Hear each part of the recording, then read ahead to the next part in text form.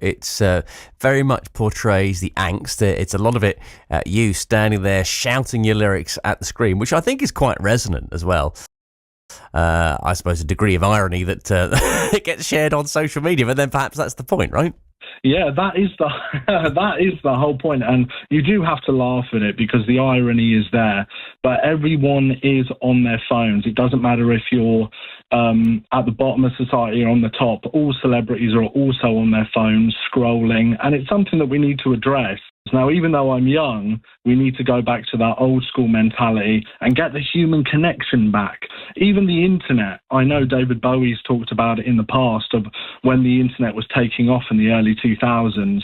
It was a place to connect. Now, really, it's a place to be consumed by what other people are doing, and you're actually forgetting to live. So with this song, I hope that people can get behind it and it opens up people's eyes, but you have to open up your ears first.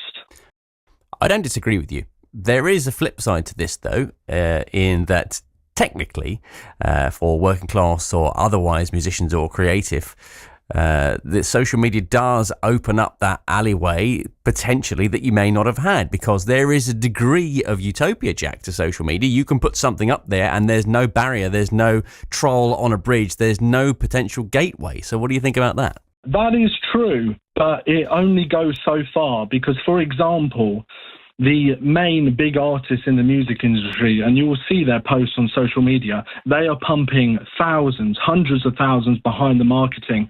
So you see them, they're gaining an algorithm. So even though you could be at the very bottom and putting out music with no funding like I am, you still won't get the eyes because you have to gain an algorithm. And also, when we're talking about being a creative and an artist, social media is not allowing you to be that.